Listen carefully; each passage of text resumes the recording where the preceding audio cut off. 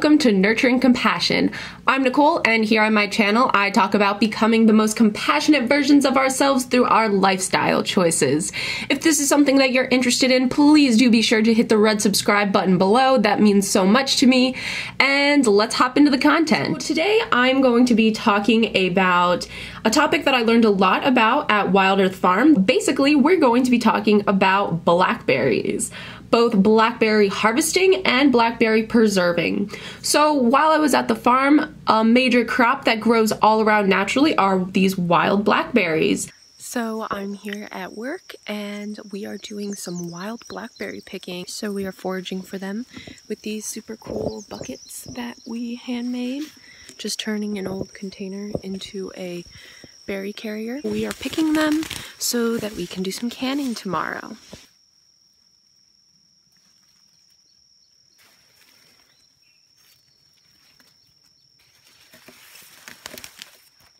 So the main downside with these blackberries is that there are thorns all over their bushes and it's really painful if you get pricked by them or if they get stuck in your skin.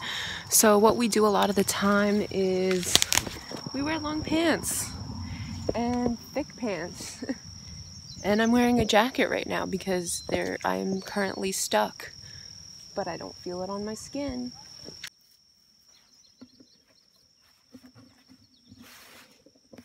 So the other interns and I would harvest these blackberries for several hours at a time, and obviously we would pick far too many blackberries for us to sit and eat in the span of a few days. So what we would do is primarily preserve them. The awesome thing about preservation is that you can guarantee yourself some kind of food supply in the winter or, other months when that food source isn't available. This is a great way for you to have natural, organic, pesticide-free food without, having it be a very specific season. So two ways that we preserved the blackberries that we harvested were canning and freezing. The freezing process is pretty easy. Pretty much all we did was lay the blackberries out on big cookie sheets and then put them in the freezer. We did this so that then the berries could freeze overnight and be individual rather than it kind of freezing into one big clump if we had put it directly in a bag. But once you freeze them that overnight on the sheet, you can then move them into freezer-safe bags, and yeah, you have just some awesome fresh blackberries that you can put in a smoothie, you can put in some ice cream, you can do whatever you want with them, and they are pretty close to their original state. Now, the only downside with this method of freezing your food is that if for some reason your power goes out or something like that, you are in danger of losing that harvest. So it's always beneficial to preserve your food in a couple different ways so that if something happens, you are not completely out of that item. So the second thing that we did to preserve our harvest was canning.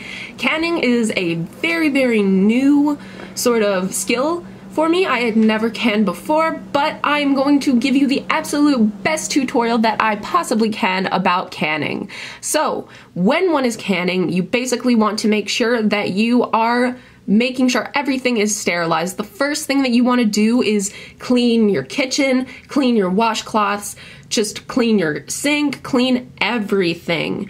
And then you want to boil some water and you want to actually sterilize all the utensils that you're going to be using in the canning process.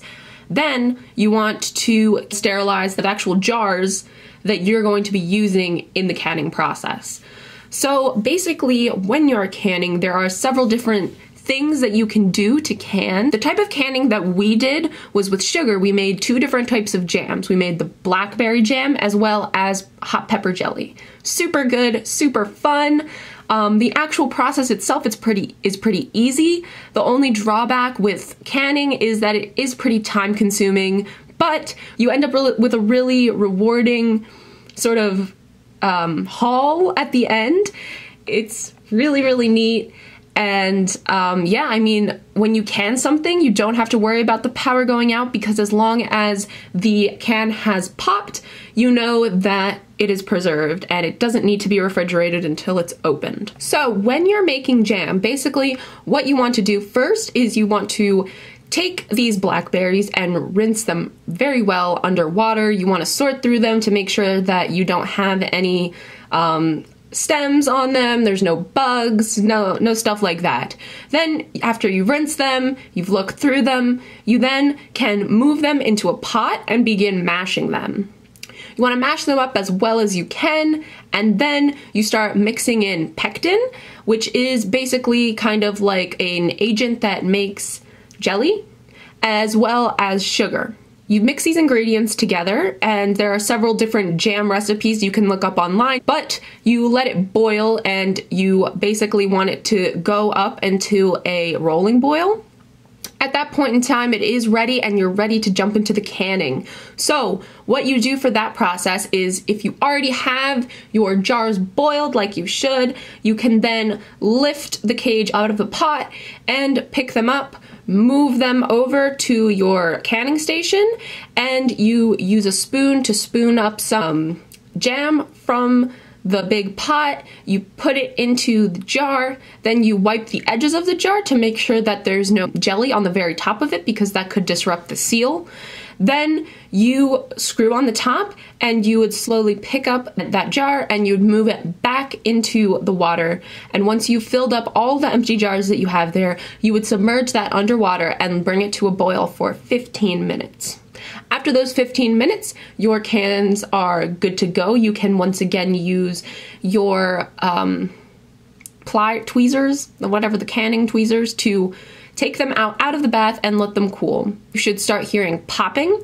That popping means that the can is securing itself and that it is officially preserved. If your can does not pop, don't worry about it. That means you just need to put it in the refrigerator, and you probably should eat it sooner rather than later. Don't worry if your cans don't pop right away. Sometimes it can take 24 hours. It can happen right away. It can happen 2 hours later. It can happen the next day. Don't worry about it, but do be mindful and be checking those cans to make sure that the popping did occur. And that's about it when it comes to canning. Thank you so much for checking out this video. I hope that you have learned some interesting ways in how to preserve your harvest. What kind of food are you growing in your garden, and how do you preserve it? Let me know in a comment below, and I would love to talk about your different farming practices and your preserving practices. I think that this is just such a cool topic, and it definitely, just growing your own food in general or foraging for your own food is such an awesome way to make sure that you're eating food that isn't covered in pesticides and herbicides and harming the environment, harming people, and harming other animals.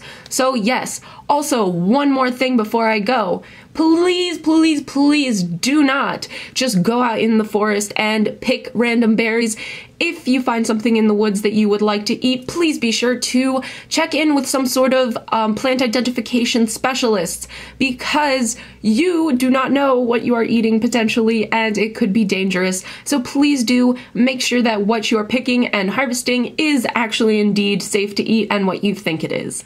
Alright, that's all I have for today, and I will see you in our next video. See you soon. Bye.